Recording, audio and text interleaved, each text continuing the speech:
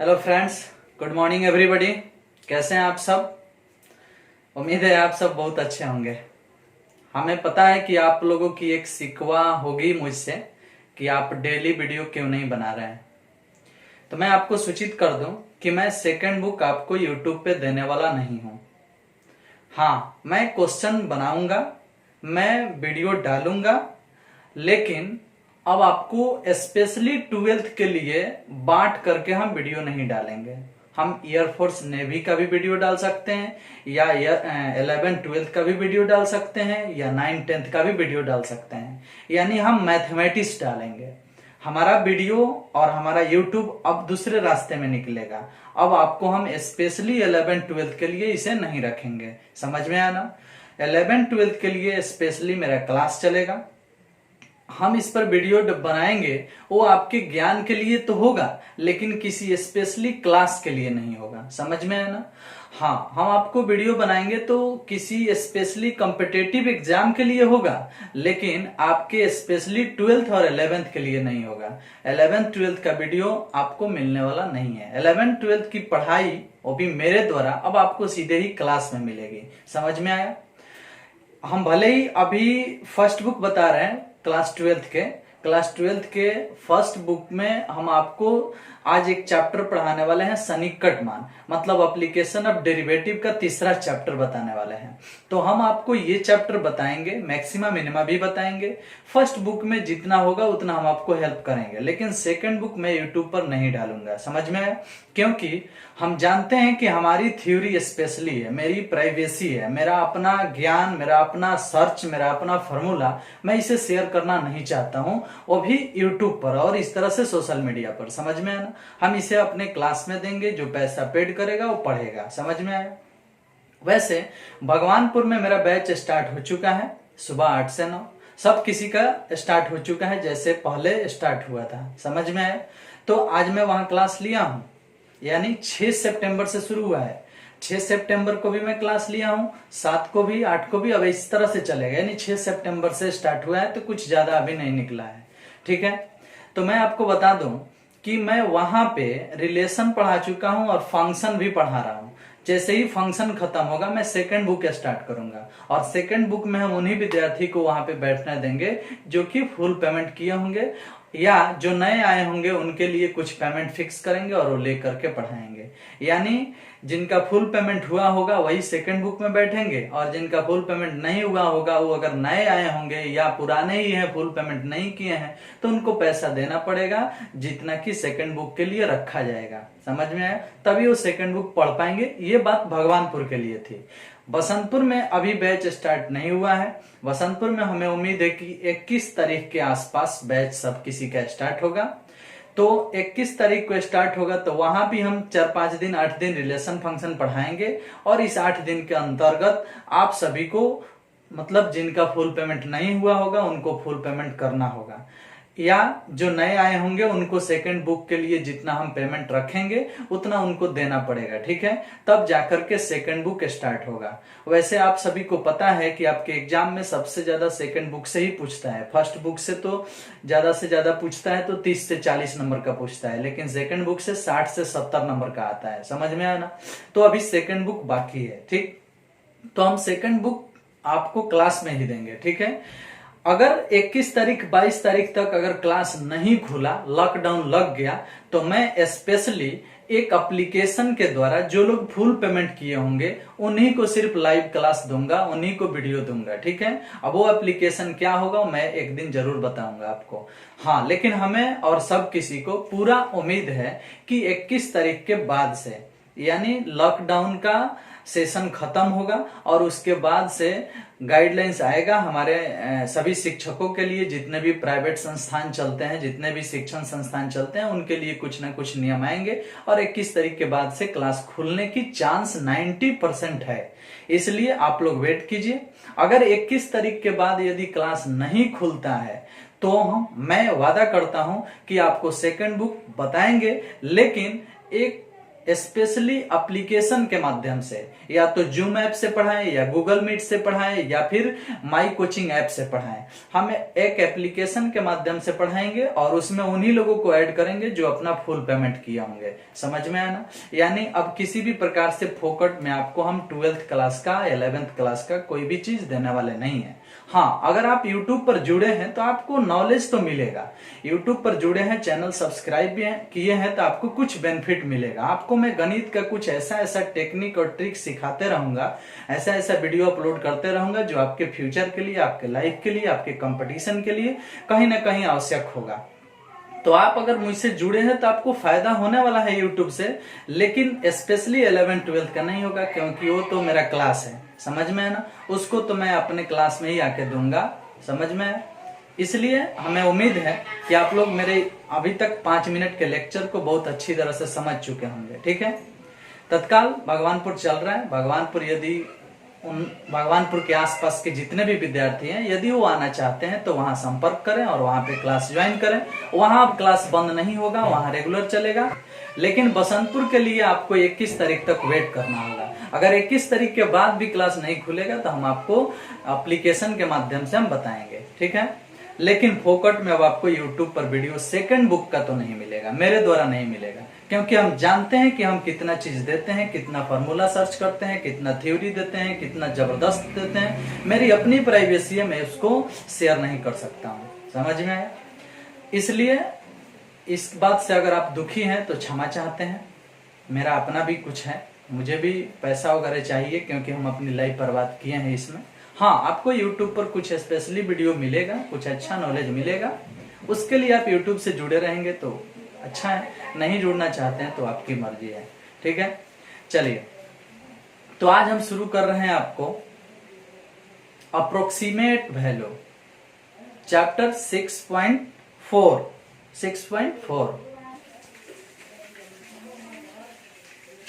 देखिए तो क्या लिखे हैं, गौर करना थोड़ा सा। हमने माना कि y बराबर एक फंक्शन f(x) है, जिसे समीकरण फर्स्ट मान लिए, और फिर लिखे हैं कि y में डेल्टा y तथा x में डेल्टा x की अल्पतम वृद्धि करने पर, अल्पतम वृद्धि यानी न्यूनतम वृद्धि यानी नाम मात्रा की वृद्धि, कुछ खास वृद्धि नहीं, नाम मात्रा की वृद्धि करने पर अगर हम वृद्धि करते हैं तो y प्लस डेल्टा y हो जाता है। x में वृद्धि करेंगे तो f(x) प्लस डेल्टा x हो जाएगा, जिसको हम इस अल्पतम वृद्धि को हम चाहे तो सन्निकट वृद्धि भी कह सकते हैं, सन्निकट परिवर्तन भी कह सकते हैं, सन्निकट त्रुटि भी कह सकते हैं। समझ में आया ना? किसको? डेल्टा x को। किसको? डेल्टा x को। यानी x में जो सन्निकट परिवर्तन यानी नाम मात्रा का जो परिवर्तन हो रहा है, यानी लगभग परिवर्तन जो हो रहा है थोड़ा सा, उसे हम किससे सूचित कर रहे हैं? डेल्टा x से। और y में जो परिवर्तन हो रहा है थोड़ा सा, उसे हम किससे सूचित करते हैं? डेल्टा y से। समझ में आया? अब y में डेल्टा y ऐड कर दिया और x में डेल्टा x ऐड कर दिया, यानी थोड़ा सा हम वृद्धि कर दिए, अल्पतम वृद्धि कर दिए। अब जब वृद्धि हो गया तो दो इक्वेशन बन गया। अब दोनों इक्वेशन को हम घटाएंगे। समीकरण सेकंड में से फर्स्ट को घटाते हैं, इसमें से इसको घटाते हैं। जब इसमें से इसको घटाएंगे तो y कट जाएगा, खाली बचेगा डेल्टा y। इसमें से इसको घटाएंगे तो बचेगा f(x) plus delta x minus f(x), ऐसा बचेगा। समझ में आया? अब इतना करने के बाद हम लोग दोनों तरफ भाग दे देते हैं डेल्टा x से। तो इधर भी भाग दे देंगे तो डेल्टा x हो जाएगा, उधर भी भाग दे देंगे तो डेल्टा x हो जाएगा। f(x) plus delta x minus f(x) बटा में हो जाएगा डेल्टा x, ऐसा हो जाएगा। हो जाएगा? अब थोड़ा सा ध्यान देना, दोनों तरफ ले लिया जाता है limit delta x tends to 0, तो डेल्टा y बटा डेल्टा x इधर हो गया, इधर भी हो जाएगा limit delta x tends to 0, तो इधर जो है उतार देंगे f(x) plus delta x minus में f(x) और बटा में डेल्टा x। याद करना, हम जब आपको डिफरेंशियबिलिटी चैप्टर पढ़ाए थे तो ये सारा चीज वहां भी प्रूफ किए थे और एक बार फिर बता रहे हैं। तो हाई जो आया है ना, इसको बोला जाता है dy बटा dx, या इसी को बोला जाता है f'(x). समझ में आया ना? तो इसको dy बटा dx बोल देंगे तो ये हो जाएगा f'(x). इसी चीज को ये भी बोला जाता है, दोनों नाम से जाना जाता है इसको। और इधर हो जाएगा limit delta x tends to zero, f x plus delta x minus में एफ एक्स और बटा में डेल्टा एक्स। अब चलो dy बटा dx का ही मान है और एफ डैश एक्स का भी यही मान है, मतलब है दोनों सेम बात है। तो है जो मान आया है ना, इसमें है limit delta x tends to zero का अर्थ है कि डेल्टा एक्स जो है वह जीरो के करीब जा रहा है। समझ में है, जीरो के करीब जा रहा है। तो हम क्या कर रहे हैं कि जो सन्निकट त्रुटि किए थे, माने सन्निकट वृद्धि किए थे, इस सब को हम एक सन्निकट मान दे देते हैं, यानी एक लगभग मान दे देते हैं। यानी हम डेल्टा एक्स को जीरो के पास नहीं भेज देते हैं, नहीं भेजते हैं, उसको हटा लेते हैं। तो इसको हटा लेंगे तो है टोटल का टोटल मान जो होगा वह एफ डैश एक्स का एक सन्निकट मान हो जाएगा, यानी एक लगभग मान हो जाएगा। समझ में है ना। ये अगर हम डेल्टा एक्स को जीरो के पास भेज ही देंगे तो उस परिस्थिति में तो बटा के नीचे जीरो हो जाएगा, बटा के नीचे जीरो हो जाएगा तो अपरिभाषित हो जाता है। लेकिन आप याद करो जब हम आपको डिफरेंशियबिलिटी पढ़ाए थे तो उसमें बताए थे कि dy बटा dx का यही मान होता है, डेल्टा एक्स h बन जाता है, हाई डेल्टा एक्स एच बन जाता है, यहाँ एच टेंस टू जीरो हो जाता है और तब इसी से एल एच डी निकाला जाता है, आर एच डी निकाला जाता है। तो डिफरेंशिएशन के लिए left hand derivative right hand derivative निकालना था, तो उस वक्त इसका काम था। समझ में आया, क्योंकि जीरो से छोटा करना था, जीरो से बड़ा करना था। लेकिन यहाँ दोनों को मिला के अगर पढ़ना है तो हम इस सब के लिए एक लगभग मान लिख देंगे, हर चीज हटा करके। तो ये चीज हटा करके लिखेंगे तो एफ डैश एक्स का मान आएगा F x plus delta x minus में एफ एक्स बटा में खाली डेल्टा एक्स। समझ में आया ना। यानी लिमिट वाला सिस्टम हट जाएगा तो एफ डैश एक्स का ही एक लगभग सन्निकट मान है, लगभग सन्निकट मान है।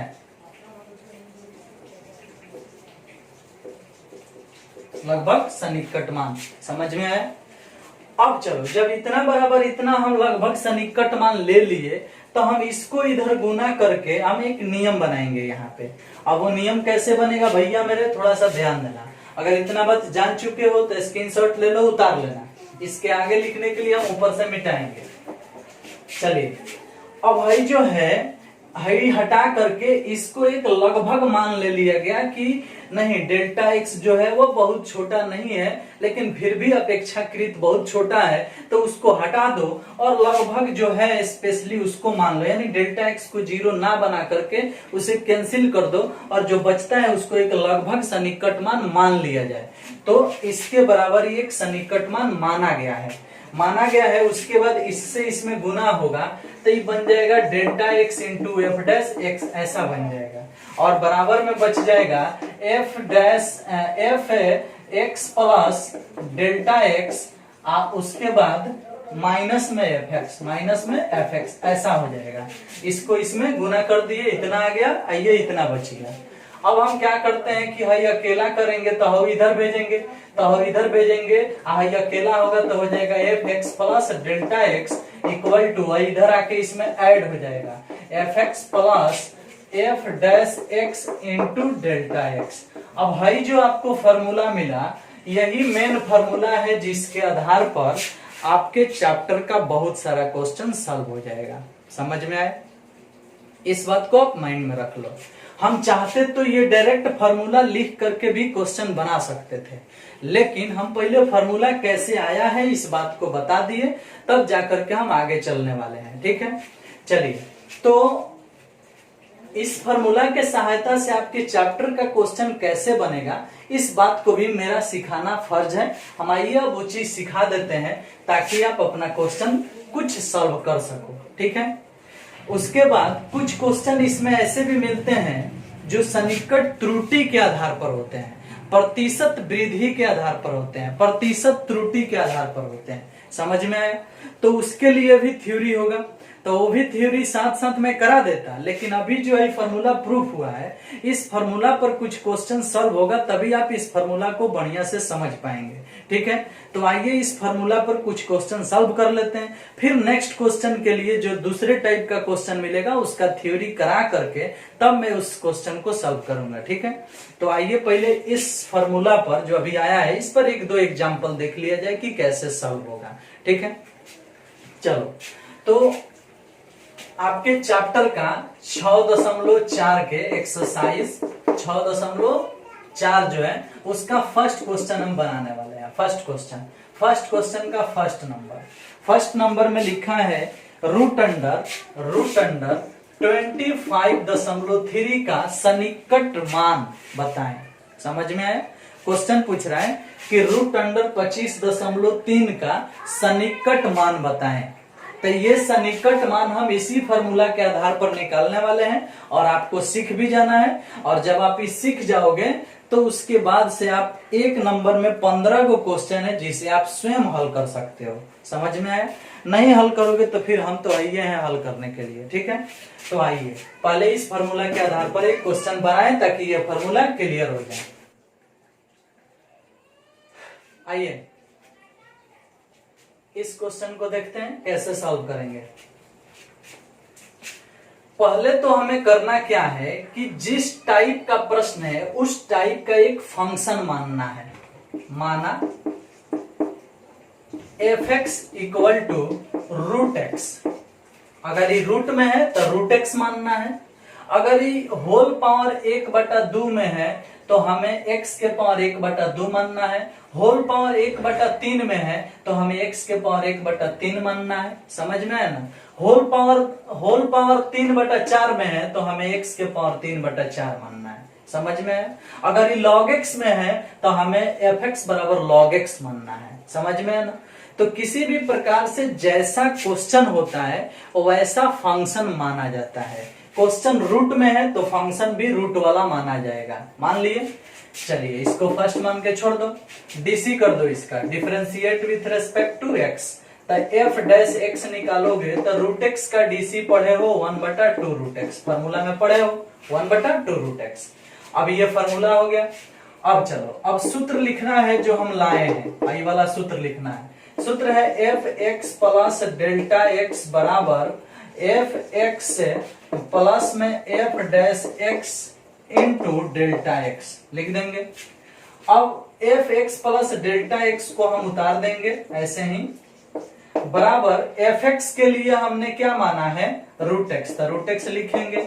एफ डैश एक्स कितना आया है? तो 1/2 रूट एक्स, 1/2 रूट एक्स लिखेंगे। और डेल्टा एक्स का हम डेल्टा एक्स ही मान रखेंगे। ये दो स्टेप लिखने के बाद भाई फॉर्मूला तो सब में रहेगा। एफ एक्स का मान भी यहाँ पुट होगा, जो कुछ माने होंगे वही चीज लाएंगे। तो भाई दो स्टेप लिखने के बाद एफ डैश एक्स का भी मान हाई पुट हुआ है, डेल्टा एक्स उतर गया। समझ में आया? तो ये दो स्टेप लिखने के बाद आपको क्या करना है कि रूट के अंदर देखना है कि जो कुछ भी लिखा है रूट के अंदर उस संख्या के नजदीक में कौन ऐसा संख्या है जिसका पूरा वर्गमूल निकलेगा। ठीक है, अब ये 25.3 है तो 25.3 के नजदीक में 25 ही एक ऐसा संख्या है जिसका पूरा वर्गमूल निकलेगा। समझ में आया? तो 25 ही एक ऐसा संख्या है जिसका पूरा वर्गमूल निकलेगा। तो x बराबर 25 तथा 25 के बाद जो बचेगा उसे डेल्टा x माना जाएगा। देखो तो यहां x बराबर 25 तथा डेल्टा x बराबर 0.3, माने 25 का तो पूरा वर्गमूल निकलेगा, इसलिए x बराबर 25 ले लिए और उसके बाद जो एक्स्ट्रा बच गया उसको डेल्टा x मान लिया गया। समझ में आया? तो डेल्टा x कितना हो गया भैया? तो 0.3 हो गया। जब डेल्टा x 0.3 हो गया तो उस हिसाब से अब हम सेटिंग करेंगे। तो एफ x मतलब 25 प्लस डेल्टा x मतलब 0.3 बराबर रूट एक्स रूट 25, x के जगह पर 25 प्लस तो प्लस, 1 तो 1 दू तो दू, रूट एक्स तो रूट अंडर 25 गुने डेल्टा एक्स तो डेल्टा एक्स है 0.3, ऐसे लिख देंगे। मतलब x के जगह पर 25 और डेल्टा x के जगह पर 0.3 पुट होगा। हर प्रश्न में हर चीज उसके मर्जी के अनुसार होगा, जैसा प्रश्न होगा। अब मान लो प्रश्न में है 36.3 होता तो x का मान 36 होता और डेल्टा x का मान 0.3 होता। समझ में? मान लो यहाँ इसमें 24.3 होता है, 24.3 तो x का मान 25 होता और डेल्टा x का मान -0.7 होता, क्योंकि 25 में से -0.7 होगा तभी ना 24.3 आएगा। तो आपको ध्यान यही रखना है, थोड़ा सा ध्यान दो। अगर इसमें 24.3 होता तो 24.3 के नजदीक भी पूरा वर्गमूल 25 का ही निकलता है, तो ऐसे प्रश्न के लिए x बराबर 25 ही होगा। लेकिन डेल्टा x बराबर तब हो जाएगा -0.7, क्योंकि जब 25 में से -0.7 होगा तभी ना ही आ पाएगा। समझ में आया? तो डेल्टा x का मान हई हो जाएगा और x का मान हई हो जाएगा इस प्रश्न के लिए। बढ़िया से देख लो, 25 में से इसको घटाने से हई चीज आ जाता है। तो हमें ऐसा सेटिंग करना है कि x वही हो जिसका पूरा वर्गमूल निकले और डेल्टा x वही हो जिसको जोड़ने या घटाने से रूट के अंदर वाला पूरा सिस्टम प्राप्त हो जाए। जैसे 25 में 0.3 जोड़ोगे तो हई 25.3 आ जाएगा। समझ में आया? जैसे यहाँ देखो 25 में से 0.7 घटाओगे तो 24.3 आ जाएगा। तो इस प्रश्न को सॉल्व करने के लिए हाई x का काम करेगा और हाई डेल्टा x का काम करेगा। तो प्रश्न देख के ही हम x और डेल्टा x का पहचान कर सकते हैं। ठीक है, तो आप प्रश्न देखिएगा और डेल्टा x और x को सोच समझ के लिखिएगा। ठीक है, तो हमने लिख दिया। अब चलो 25 प्लस 0.3 ऐड होगा तो ये क्या बनेगा, इस चीज को हम यहाँ ऊपर अब लिखने वाले हैं, इसलिए ये चीज मिटाते हैं।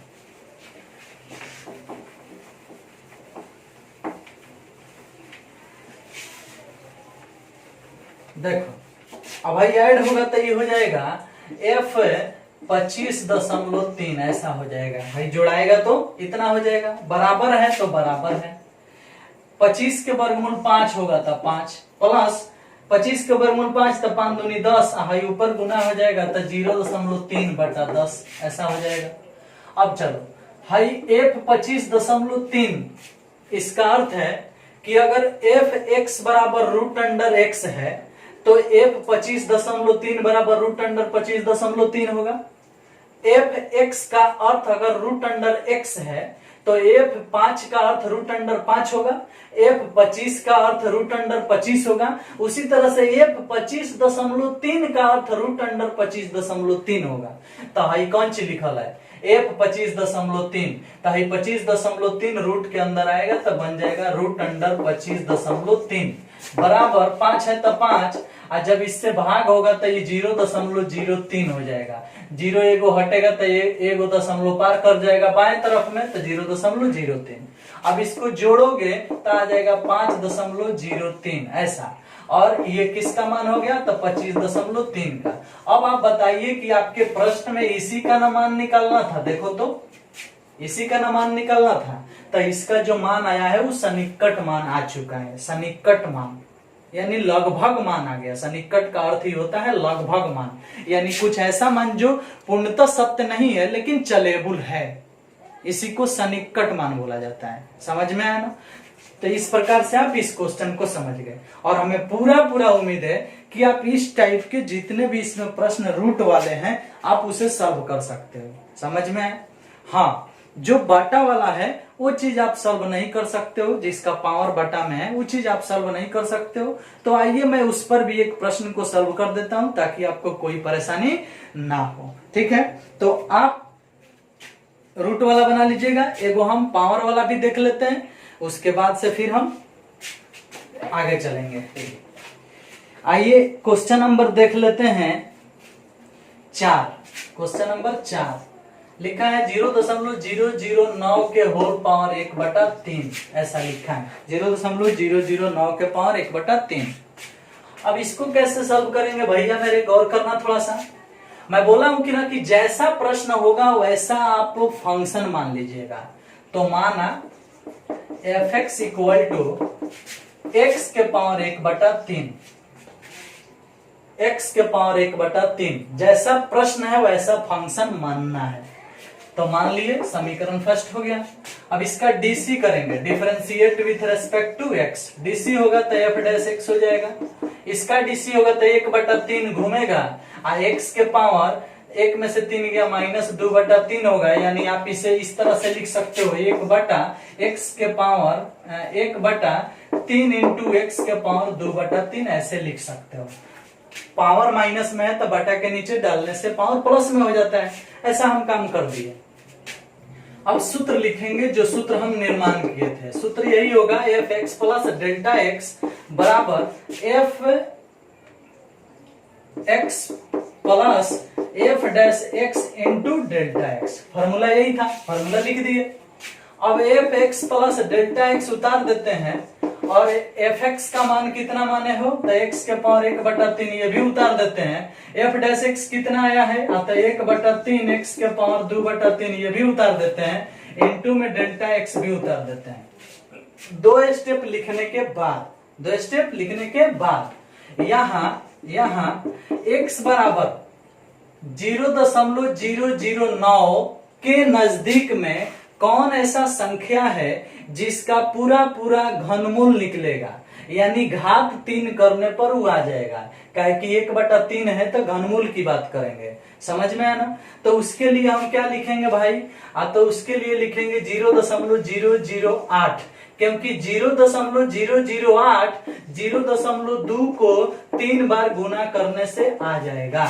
देख लो 0.2 0.2 0.2 यानी 0.2 के पावर 3 करने से हमारा 0.008 आ जाएगा, जो 0.009 के नजदीक में है। समझ में है ना। यही चीज आपको ढूंढना था कि जो कुछ भी कोष्ट में हो चाहे जो कुछ भी रूट में हो, अगर रूट में है तो उसके नजदीक में कौन ऐसा संख्या है जिसका वर्गमूल निकलेगा। अगर इस प्रकार से है तो बटा के नीचे जो घात दिखाई देगा हई 1/3 है ना, तो 3 पावर करने से इसके नजदीक वाला कौन संख्या आएगा ये खोजना है। तो 0.008 ही एक ऐसा संख्या है जो 0.2 के पावर 3 करने से प्राप्त होगा। तो हम इसके लिए, इस प्रश्न के लिए 0.008 को x बनाएंगे तथा डेल्टा x बनाएंगे 0.001, क्योंकि हम 0.008 में 0.001 जोड़ेंगे तो 0.009 आ जाएगा। समझ में आया। तो इस प्रकार से हम इसको मान लिया। मानने के बाद हम क्या करते हैं, थोड़ा सा गौर करना।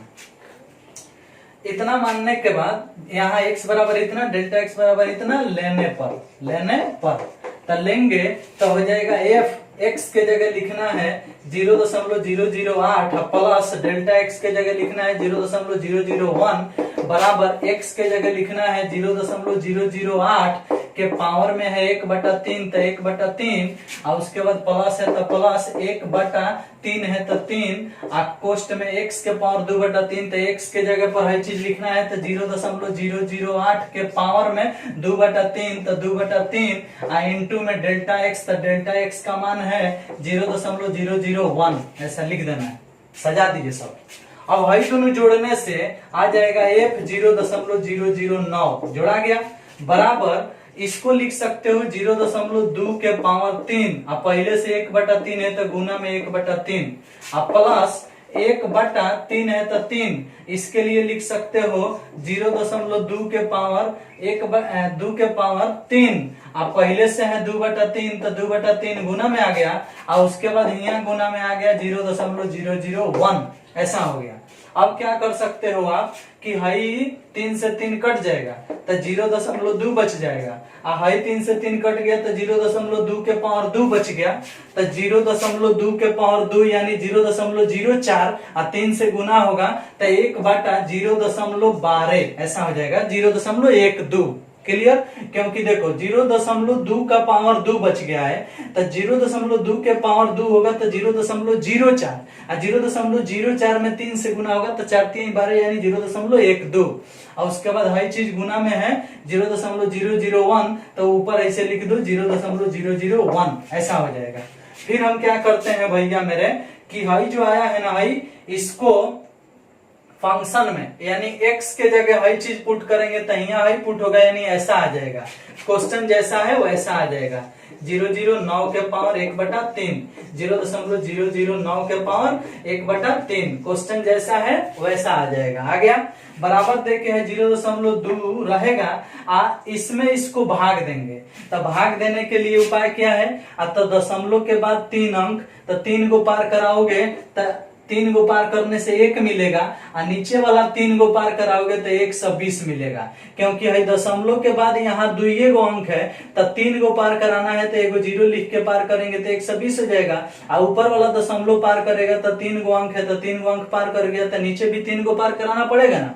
तो नीचे 3 को पार कराने जाओगे तो नीचे 2 गो है, तो एगो 0 लिख के पार करेगा तो 1/120 हो जाएगा। अब 1 में 120 से भाग दोगे तो लगभग 0.08 आएगा। समझ में आया ना। तो जब इतना आएगा तो हम इसमें इसको ऐड कर देंगे, तो यहाँ लिख देते हैं, गौर करना, इसका मान निकालना है ना। तो ये तो प्रश्न आ ही गया है, अब खाली हई वाला हल करते हैं। 0.2 प्लस 1 में 120 से भाग दोगे ना तो आएगा 0.08 के आसपास आएगा लगभग में। अब इसको जोड़ोगे तो 0.208 हो जाएगा, जो कि लगभग में यही आंसर होना चाहिए। इसको आप आंसर मिला लो, फिर आपको समझ में आएगा कि उतना आया है कि नहीं आया है। ठीक है। और आपको भाग देने के लिए थोड़ा सा आपको तैयार होना होगा, या फिर मोबाइल होगा तो आप मोबाइल से भाग देंगे, लेकिन आपको सीखना पड़ेगा। ठीक है। 6.4 का ये क्वेश्चन नंबर 4 था। आंसर आ चुका है, मिला लीजिए, कोई दिक्कत नहीं है। ठीक है। हमें उम्मीद है कि आप इसके 15 गो, 1 के 15 गो क्वेश्चन नंबर 1 के 15 क्वेश्चन को आप एक बार कोशिश करेंगे बनाने के लिए। यदि नहीं बनता है तो नेक्स्ट वीडियो में हम आपको मिलके कुछ आपका हेल्प कर देंगे, जिससे कि आप सभी क्वेश्चन को सॉल्व कर पाएंगे। ठीक है। वैसे हमें उम्मीद है कि आपको आज का फॉर्मूला भी अच्छा लगा होगा, समझ में आया होगा, और इस पर बने हुए 2 प्रश्न भी समझ में आए होंगे, या नहीं समझ में आए होंगे तो समझने का प्रयास कीजिए। फिर नेक्स्ट वीडियो में हम मिलते हैं, तब तक के लिए इंतजार कीजिए। Okay, thank you, bye bye.